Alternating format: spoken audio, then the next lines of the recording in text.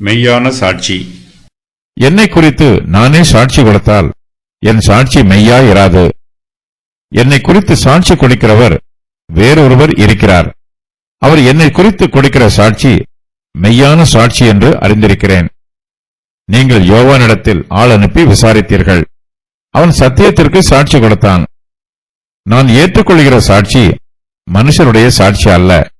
நீங்கள் ரட்சிக்கப்படுவதற்காகவே இவைகளை சொல்லுகிறேன். அவன் எரிந்து பிரகாசிக்கிற விளக்காய் இருந்தான். நீங்களும் சில காலம் அவன் வெளிச்சத்திலே களிகூற மனதாயிருந்தீர்கள். யோவானுடைய சாட்சியை பார்க்கிலும் மேன்மையான சாட்சி எனக்கு உண்டு. அது என்னவெனில், நான் நிறைவேற்றும்படிக்கு பிதாவானவர் எனக்கு கற்பித்ததும் நான் செய்து வருகிறதுமான கிரியைகளே பிதா என்னை அனுப்பினார் என்று என்னை குறித்து சாட்சி கொடுக்கிறது. என்னை அனுப்பின பிதா தாமே என்னை குறித்து சாட்சி கொடுத்திருக்கிறார். நீங்கள் ஒரு காலம் அவர் சத்தத்தை கேட்டதுமில்லை, அவர் ரூபத்தை கண்டதுமில்லை. அவர் அனுப்பினவரை நீங்கள் விசுவாசியாதபடியால் அவருடைய வசனம் உங்களில் தரித்திருக்கிறதும் இல்லை. வேறொருவர், இயேசு கிறிஸ்து தம்மை குறித்து தாமே சாட்சி கொடுப்பதில்லை. அவரை குறித்து அவரே சாட்சி கொடுத்தாலும் அது மெய்யாகவே இருக்கும். இயேசு கிறிஸ்துவின் வார்த்தை ஒருபோதும் தவறுவதில்லை. என்னை குறித்து நானே சாட்சி கொடுத்தாலும் என் சாட்சி உண்மையாய் இருக்கிறது என்று இயேசு கிறிஸ்து தம்மை குறித்து தாமே சாட்சி கொடுப்பதை பற்றி கூறியிருக்கிறார். இயேசு கிறிஸ்து யூதர்களிடம் தம்மை குறித்து தாமே சாட்சி கொடுக்கிறார். ஆனால் அவர்களோ அவருடைய சாட்சியை ஏற்றுக்கொள்ளவில்லை. ஆகையினால் தாம் தேவனிடத்தில் இருந்து வந்திருக்கிறவர் என்பதை உறுதி பண்ணுவதற்காக இயேசு கிறிஸ்து இங்கு வேறொரு சாட்சியை பற்றி கூறுகிறார். பிதாவானவர் தாமே இயேசு கிறிஸ்துவை பற்றி சாட்சி கொடுக்கிறார்.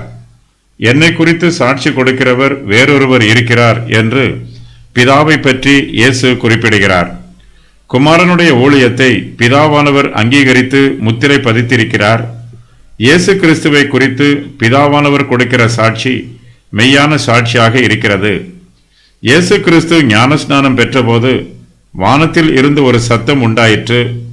அந்த சத்தத்தின் மூலமாக பிதாவானவர் இயேசு கிறிஸ்துவை தம்முடைய ஒரே பேரான குமாரனாக அங்கீகரித்து சாட்சி கொடுத்திருக்கிறார். பிதாவாகிய தேவன் குமாரனாகிய இயேசு கிறிஸ்துவோடு இருப்பதற்கு அடையாளமாக பிதாவானவர் இன்னும் சாட்சி கொடுத்து கொண்டிருக்கிறார். இந்த சாட்சியில் இயேசு கிறிஸ்து திருப்தி அடைந்திருக்கிறார்.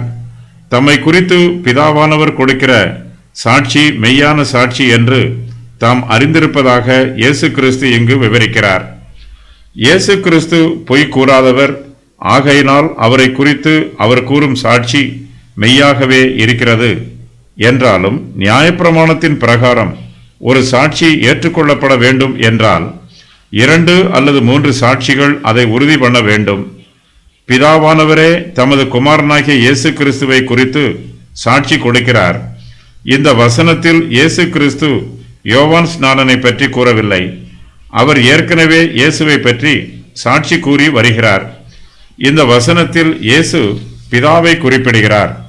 ஆகையினால் பிதாவானவர் தம்மை குறித்து கொடுக்கிற சாட்சி மெய்யான சாட்சி என்று இயேசு கிறிஸ்து அறிந்திருக்கிறார். எரிந்து பிரகாசிக்கிற விளக்கு என்பது எபிரேயருடைய வழக்குச் சொல். இது பிரபலியமான மனுஷரை குறிக்கும். ஜனங்கள் யோவானை தீர்க்கதரிசியாக ஏற்றுக்கொண்டிருக்கிறார்கள். தீர்க்கதரிசி பொய் கூற மாட்டார் என்றும் விசுவாசிக்கிறார்கள். ஆகையினால் யோவான் ஸ்நானன் தம்மை பற்றி கூறியதை ஜனங்கள் விசுவாசிக்க வேண்டும் என்று இயேசு கிறிஸ்து இந்த வசனத்தில் வலியுறுத்தி கூறுகிறார். யோவானுடைய சாட்சி. நீங்கள் யோவானிடத்தில் ஆள் அனுப்பி விசாரித்தீர்கள். அவன் சத்தியத்திற்கு சாட்சி கொடுத்தான். யோவான் ஸ்நானனும் இயேசு கிறிஸ்துவுக்கு சாட்சி கொடுத்தான். அந்த ஒளியை குறித்து சாட்சி கொடுக்க யோவான் ஸ்நானன் சாட்சியாக வந்தான். யோவான் ஸ்நானனுடைய சாட்சி எல்லோருக்கும் முன்பாக கொடுக்கப்பட்டது. அவனுடைய வார்த்தைகளில் பக்தி நிறைந்திருந்தது. யூதர்கள் யோவான் ஸ்நானனிடத்தில் ஆசாரியர்களையும் லேவியர்களையும் அனுப்பி அவனை பற்றியும் கிறிஸ்துவை பற்றியும் விசாரித்தார்கள். தன்னிடத்தில் யூத மார்க்கத்து தலைவர்கள் வந்ததினால் இயேசு கிறிஸ்துவை பற்றி சாட்சி கொடுக்க யோவான் ஸ்நானனுக்கு நல்ல வாய்ப்பு உண்டாயிற்று. அவன் சத்தியத்திற்கு சாட்சி கொடுத்தான். அவனுடைய சாட்சி மெய்யாய் இருக்கிறது. யோவான் ஸ்நானன் தனக்கு சாட்சி கொடுத்ததாக இயேசு கிறிஸ்து அறிவிக்காமல் அவன் சத்தியத்திற்கு சாட்சி கொடுத்ததாகவே அறிவிக்கிறார். மனுஷருடைய சாட்சி. நான் ஏற்றுக்கொள்கிற சாட்சி மனுஷருடைய சாட்சி அல்ல. நீங்கள் ரட்சிக்கப்படுவதற்காகவே இவைகளை சொல்லுகிறேன். யோவான் ஸ்நானனுடைய சாட்சியை பற்றி இங்கு மேலும் 2 காரியங்கள் குறிப்பிடப்பட்டிருக்கிறது. அவையாவன: இயேசு கிறிஸ்து மனுஷருடைய சாட்சியை ஏற்றுக்கொள்வதில்லை. யோவானுடைய சாட்சி மனுஷருடைய சாட்சியாகும். இயேசு கிறிஸ்துவை தேவனுடைய குமாரன் என்று நிரூபிப்பதற்கு அவருக்கு எந்த மனுஷருடைய சாட்சியும் தேவையில்லை. அவருடைய சொந்த மகிமையும் வல்லமையுமே அவரை தேவனுடைய குமாரன் என்று சாட்சி கொடுக்கும். இயேசு கிறிஸ்துவின் தெய்வத்துவமும் அவருடைய தெய்வீக கிரியைகளும் அவர் தேவனுடைய குமாரன் என்பதற்கு சாட்சி கொடுக்கும். என்றாலும் இயேசு கிறிஸ்து இந்த பகுதியில் யோவான் ஸ்நானனுடைய சாட்சியை பற்றி குறிப்பிடுகிறார். ஜனங்கள் ரட்சிக்கப்பட வேண்டும் என்பதே இயேசு கிறிஸ்துவின் பிரதான நோக்கம். இதற்காகவே இந்த சத்தியத்தை இயேசு கிறிஸ்து யூதர்களிடம் சொல்லுகிறார். தம்முடைய சொந்த ஜீவனை காப்பாற்றிக் கொள்ள வேண்டும் என்பதற்காக இயேசு கிறிஸ்து இந்த உபதேசங்களை ஜனங்களுக்கு கூறவில்லை. மற்றவர்களுடைய ஆத்துமாக்களை ரட்சிக்க வேண்டும் என்பதற்காகவே இயேசு கிறிஸ்து இவைகளை சொல்லுகிறார். தம்முடைய சத்துருக்களும் தம்மை துன்பப்படுத்துகிறவர்களும் ரட்சிப்பை பெற்றுக்கொள்ள வேண்டும் என்பதே இயேசு கிறிஸ்துவின் ஆவலும் திட்டமும் ஆகும். எரிந்து பிரகாசிக்கிற விளக்கு. அவன் எரிந்து பிரகாசிக்கிற விளக்காய் இருந்தான். நீங்களும் சில காலம் அவன் வெளிச்சத்திலே களிகூற மனதாய் இருந்தீர்கள்.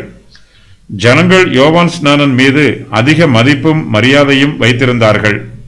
ஆகையினால் யோவான் ஸ்நானனுடைய சாட்சி மனுஷனுக்கு கொடுக்கப்பட்ட சாட்சியாகும்.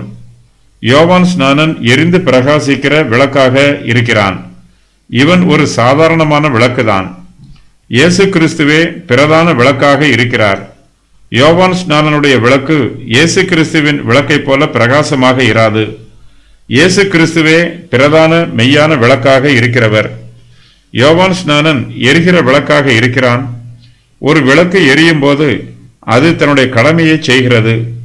அதுபோலவே யோவான் ஸ்நானன் தனக்கு நியமிக்கப்பட்டிருக்கும் ஊழியத்தை உண்மையாக செய்து வருகிறான். ஒரு அக்கினியில் இருந்து தெரித்து சிதறும் அக்கினி பிளம்புகளும் பிரகாசமாக வெளிச்சத்தை தரும். ஆனாலும் அது அக்கினி அல்ல. மெய்யாக எரிவது மாத்திரமே அக்கினியாக இருக்கும். யோவான் ஸ்நானன் எரிந்து பிரகாசிக்கிற விளக்காய் இருக்கிறான் என்று கூறும்போது அவனுடைய பக்தி வைராக்கியத்தை இந்த வாக்கியம் விளக்குகிறது. அக்கினி எப்போதும் எரிந்து கொண்டிருக்கும். எரிந்தால்தான் அது அக்கினி. எரியாததை அக்கினி என்று கூறுவதில்லை. அதுபோலவே யோவான் ஸ்நானன் எப்போதும் எரிகிற அக்கினியாக இருக்கிறான். நல்ல ஊழியக்காரனாக தனக்கு கொடுக்கப்பட்டிருக்கும் ஊழியத்தை தொடர்ந்து செய்து வருகிறான். யோவான் ஸ்நானனை சாதாரண விளக்கு என்று குறிப்பிடாமல் அவன் எரிந்து பிரகாசிக்கிற விளக்காக இருக்கிறான் என்று இயேசு கிறிஸ்து குறிப்பிடுகிறார். பிரகாசமாக எரிகிற விளக்கு என்பது யோவான் ஸ்நானனுடைய நேர்த்தியான பிரசங்கத்தை குறிப்பிடலாம். நம்முடைய வெளிச்சம் மனுஷர் முன்பாக பிரகாசிக்க வேண்டும். வெளிச்சம் பிரகாசமாக இல்லை என்றால் எல்லாம் மங்கலாக இருக்கும். யூதர்கள் யோவான் ஸ்நானனிடத்தில் பிரியமாக இருக்கிறார்கள். இவர்கள் அவன் வெளிச்சத்திலே சில காலம் களிகூற மனதாய் இருக்கிறார்கள். யோவான் ஸ்நானனை பார்த்த போதும் அவனுடைய பிரசங்கத்தை கேட்ட போதும் ஜனங்கள் அவன் பக்கமாக ஈர்க்கப்பட்டிருக்கிறார்கள். அவனுடைய வெளிச்சத்தில் களிகூற மனதாய் இருந்திருக்கிறார்கள். தங்கள் மத்தியில் இப்படிப்பட்ட ஒரு மனுஷன் இருக்கிறான் என்று நினைத்து அவர்கள் பெருமை அடைந்திருக்கிறார்கள். ஆனால் அவருடைய மகிழ்ச்சி நீடித்து நிலைக்கவில்லை. சில காலம் மாத்திரமே யோவான் ஸ்நானனுடைய வெளிச்சத்தில் அவர்கள் களி கூர்ந்தார்கள். ஒரு புதிய பொருளை பார்க்கும்போது சிறு பிள்ளைகள் சிறிது காலம் சந்தோஷப்படுவதைப் போல யூதர்கள் யோவான் ஸ்நானனை பார்த்தபோது சிறிது காலம் சந்தோஷமாக இருந்தார்கள். அந்த சந்தோஷம் நிலைக்கவில்லை. யோவான் ஸ்நானனுடைய உபதேசத்தை கேட்பதற்கு ஜனங்கள் ஆரம்பத்தில் ஆர்வத்தோடு இருந்தார்கள். அதன் பின்பு அந்த ஆர்வம் குறைந்து போயிற்று. அவனுடைய வெளிச்சத்தில் சிறிது காலம் களி கூர்ந்தவர்கள் அதன் பின்பு அவனை வெறுக்க ஆரம்பித்து விட்டார்கள். யோவான் ஸ்நானனை பிசாசு பிடித்தவன் என்று கூறி அவமானப்படுத்தி இப்போது அவனை சிறைச்சாலையில் அடைத்து விட்டார்கள். ஆரம்பத்தில் வேகமாகவும் விறுவிறுப்பாகவும் ஆடம்பரமாகவும் நடைபெறுகிற ஊழியம் இப்படித்தான் முடிவில் முடிந்து போகும். இந்த ஜனங்கள் யோவான் ஸ்நானனுடைய வெளிச்சத்தில் களி கூர்ந்தார்கள். ஆனால் அந்த வெளிச்சத்தில் அவர்கள் ஒருபோதும் நடக்கவில்லை. சிறிது காலம் அவர்கள் யோவான் ஸ்நானன் மீது மரியாதையோடு நடந்து கொண்டார்கள். ஆனால் இப்போதோ அவனுக்கு விரோதமாக எழும்பியிருக்கிறார்கள். இயேசு கிறிஸ்து ஜனங்களுடைய இந்த சுபாவத்தை கடிந்து கொள்கிறார். அவர்கள் யோவான் ஸ்நானனுடைய வெளிச்சத்தில் தொடர்ந்து நடந்திருப்பார்கள் என்றால் இப்போது தம்மை தேவகுமாரனாகிய இயேசு கிறிஸ்து என்று அங்கீகரித்திருப்பார்கள். மேன்மையான சாட்சி. யோவானுடைய சாட்சியை பார்க்கிலும் மேன்மையான சாட்சி எனக்கு உண்டு. அது என்னவெனில், நான் நிறைவேற்றும்படிக்கு பிதாவானவர் எனக்கு கற்பித்ததும் நான் செய்து வருகிறதுமான கிரியைகளே பிதா என்னை அனுப்பியிருக்கிறார் என்று என்னை குறித்து சாட்சி கொடுக்கிறது. இயேசு கிறிஸ்துவின் கிரியைகளே அவருக்கு சாட்சி கொடுக்கிறது. யோவானுடைய சாட்சியை பார்க்கிலும் மேன்மையான சாட்சி இயேசு கிறிஸ்துவுக்கு உண்டு. நாம் மனுஷருடைய சாட்சியை ஏற்றுக்கொண்டால் அதை பார்க்கிலும் தேவனுடைய சாட்சி அதிகமாக இருக்கிறது. நம்முடைய விசுவாசத்தை உறுதி பண்ணுவதற்கு தேவன் கொடுத்திருக்கும் எல்லாவிதமான காரியங்களுக்காகவும் நாம் அவருக்கு நன்றி கூற வேண்டும். அவருடைய கிரியைகள் அனைத்தையும் ருசி பார்ப்பதற்கு நமக்கு வாய்ப்பு கிடைக்காமல் போகலாம். என்றாலும் இயேசு கிறிஸ்து தம்முடைய கிருபையினாலும் கிரியையினாலும் தம்மை நமக்கு வெளிப்படுத்துகிறார். பிதாவானவர் இயேசு கிறிஸ்துவுக்கு சில கிரியைகளை கொடுத்து அவற்றை அவர் நிறைவேற்ற வேண்டும் என்று சித்தம் கொண்டிருக்கிறார். அந்த கிரியைகளே பிதா அவரை அனுப்பியிருக்கிறார் என்று அவரை குறித்து சாட்சி கொடுக்கிறது. அவருடைய கிரியைகள் என்று சொல்லும்போது அது இயேசு கிறிஸ்துவனுடைய ஜீவியம் முழுவதையும் அத்துடன் அவருடைய ஊழியம் முழுவதையும் குறிப்பிடும். தமக்கு கொடுக்கப்பட்டுள்ள எல்லா கிரியைகளையும் செய்து முடித்து இயேசு கிறிஸ்து கல்வாரி சிலுவையில் தமது ஜீவனை ஒப்புக் கொடுத்த போது எல்லாம் முடிந்தது என்று கூறினார். இயேசு கிறிஸ்து சொன்னதும் செய்ததும் பரிசுத்தமானது, பரலோகத்திற்கு உரியது. இயேசு கிறிஸ்துவின் கிரியைகள் அனைத்திலும் தெய்வீக பரிசுத்தமும் தெய்வீக கிருபையும் தெய்வீக வல்லமையும் நிரம்பி உள்ளது. இவை எல்லாமே பிதாவானவர் இயேசு கிறிஸ்துவை அனுப்பினார் என்று அவரை குறித்து சாட்சி கொடுக்கிறது. அதிலும் சிறப்பாக இயேசு கிறிஸ்து செய்த அற்புதங்களும் அடையாளங்களும் அவருடைய தெய்வீக ஊழியத்தை சாட்சியாய் நிரூபிக்கிறது. இயேசு கிறிஸ்து செய்து வருகிற கிரியைகள் அனைத்தும் பிதாவானவர் அவருக்கு கொடுத்திருக்கிறார். இந்த கிரியைகளை செய்யுமாறு பிதாவானவர் இயேசு கிறிஸ்துவை நியமித்திருக்கிறார். அவரை பலப்படுத்தி இருக்கிறார். பிதாவானவர் குமாரனுக்கு கொடுத்திருக்கும் கிரியைகள் அனைத்தையும் குமாரன் நிறைவேற்ற வேண்டும். குமாரன் தமக்கு கொடுக்கப்பட்டிருக்கும் கிரியைகளை நிறைவேற்றுவதே அவருடைய தெய்வீக வல்லமையை உறுதி பண்ணுகிறது. இந்த கிரியைகள் இயேசு கிறிஸ்துவை குறித்து சாட்சி கொடுக்கிறது. இயேசு கிறிஸ்து தேவனுடைய குமாரன் என்றும் அவர் தேவனால் அனுப்பப்பட்டவர் என்றும் அவரை குறித்து அவருடைய கிரியைகள் சாட்சி கொடுக்கிறது. பிதாவானவர் குமாரனை அனுப்பிய போது ஒரு பிதாவின் ஸ்தானத்தில் இருந்து அவர் தம்முடைய குமாரனை அனுப்பியிருக்கிறார். ஒரு எஜமான் தன்னுடைய வேலைக்காரனை அனுப்புவது போல பிதாவானவர் இயேசு கிறிஸ்துவை அனுப்பவில்லை. அதற்கு பதிலாக தம்முடைய சுதந்திரத்தை சுதந்திரித்துக் கொள்ளுமாறு ஒரு தகப்பன் தன் குமாரனை அனுப்புவது போல பிதாவாகிய தேவன் குமாரனாகிய இயேசு கிறிஸ்துவை அனுப்பியிருக்கிறார். பிதாவின் சத்தமும் ரூபமும். என்னை அனுப்பின பிதா தாமே என்னை குறித்து சாட்சி கொடுத்திருக்கிறார். நீங்கள் ஒரு காலம் அவர் சத்தத்தை கேட்டதுமில்லை, அவர் ரூபத்தை கண்டதுமில்லை. தம்மை குறித்து பிதா கொடுக்கும் சாட்சியை இயேசு கிறிஸ்து இங்கு முழுமையாக விவரிக்கிறார். தம்மை அனுப்பின பிதா தாமே தம்மை குறித்து சாட்சி கொடுத்திருக்கிறார் என்று இயேசு கிறிஸ்து தெளிவாக கூறுகிறார். தம்முடைய குமாரனை குறித்து சாட்சி கொடுப்பதில் பிதாவாகிய தேவன் பிரியமாக இருக்கிறார். இயேசு கிறிஸ்து ஞானஸ்நானம் பெற்றபோது பிதாவின் சத்தம் வானத்திலிருந்து உண்டாயிற்று. இவர் என்னுடைய நேசகுமாரன், இவரில் பிரியமாய் இருக்கிறேன் என்று பிதாவாகிய தேவன் தம்முடைய குமாரனாகிய இயேசு கிறிஸ்துவை குறித்து சந்தோஷமாகவும் பிரியமாகவும் சாட்சி கொடுத்திருக்கிறார். தேவன் யாரை அனுப்புகிறாரோ அவரை குறித்து அவர் சாட்சியும் கொடுப்பார். ஒரு கிரியையை செய்து நிறைவேற்றுமாறு பிதா யாரிடத்தில் ஒப்புக் கொடுக்கிறாரோ அவரை நிச்சயமாகவே உறுதி பண்ணி முத்திரையிடுவார். எப்பொழுதெல்லாம் தேவன் நம்மிடத்தில் இருந்து விசுவாசத்தை எதிர்பார்க்கிறாரோ அப்பொழுதெல்லாம் விசுவாசத்திற்கு தேவையான ஆதாரங்களையும் அவர் நிச்சயமாக கொடுப்பார். அதுபோலவே இயேசு கிறிஸ்து தம்முடைய குமாரனை குறித்து எந்த விதத்திலும் குறைவில்லாமல் நிறைவாக சாட்சி கொடுத்திருக்கிறார். இயேசு கிறிஸ்துவை குறித்து தேவன் சாட்சி கொடுத்திருக்கும் போது யூதர்கள் அவரை தேவனுடைய குமாரன் என்று அங்கீகரிக்காமல் போனதும் ஏற்றுக்கொள்ளாமல் போனதும் மிகவும் வேதனையான விஷயம். ஒருவேளை யூதர்களுக்கு இதுவரையிலும் தேவனுடைய வெளிப்பாட்டை குறித்து பிரத்யட்சமான அடையாளங்கள் எதையும் பெற்றுக்கொள்வதற்கு வாய்ப்பு கிடைத்திருக்காமல் இருக்கலாம். தேவனுடைய தெய்வீக சித்தத்தை புரிந்து கொள்வதற்கு அவர்கள் இதுவரையிலும் தங்களுடைய மனதை பக்குவப்படுத்தாமல் இருந்திருக்கலாம். இதை குறித்து இயேசு கிறிஸ்து மேலும் விவரிக்கும் போது, நீங்கள் ஒரு காலம் அவர் சத்தத்தை கேட்டதுமில்லை, அவர் ரூபத்தை கண்டதுமில்லை என்று கூறுகிறார். யூதர்கள் தேவனை குறித்து அறியாமையில் இருக்கிறார்கள். ஒரு மனுஷன் இதுவரையிலும் காணாதவனாகவும் கேட்காதவனாகவும், அதாவது குருடனாகவும் செவிடனாகவும் இருந்தால் அவன் ஒரு காரியத்தை அறிந்து கொள்ள வேண்டிய பிரகாரம் அறிந்து கொள்ள மாட்டான். அதுபோலவே யூதர்கள் தேவனை குறித்து அறியாமையில் இருக்கிறார்கள். தம்முடைய குமாரனை குறித்து பிதாவானவர் தெளிவாக சாட்சி கொடுத்த போதிலும் அவர்கள் ஆவிக்குரிய குருடர்களாகவும் செவிடர்களாகவும் இருக்கிறபடியினால் அவர்கள் இயேசு கிறிஸ்துவை தேவனுடைய குமாரனாக காணவில்லை, கேட்கவில்லை, அங்கீகரிக்கவில்லை, ஏற்றுக்கொள்ளவில்லை. இயேசு கிறிஸ்துவை புறக்கணித்து விடுகிறார்கள். சீனாய் மலையில் இஸ்ரவேல் ஜனங்கள் தேவனுடைய சத்தத்தை கேட்டது போன்று இவர்கள் கேட்கப் போவதில்லை.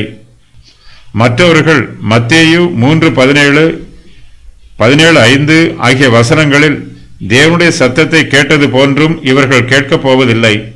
அவருடைய ரூபத்தையும் இவர்கள் காண்பதில்லை. தேவனுக்கு ஒரு ரூபம் உண்டு. அவர் தமது சப்தத்தை வெளிப்படுத்தக்கூடியவர். பிதாவின் வசனம்.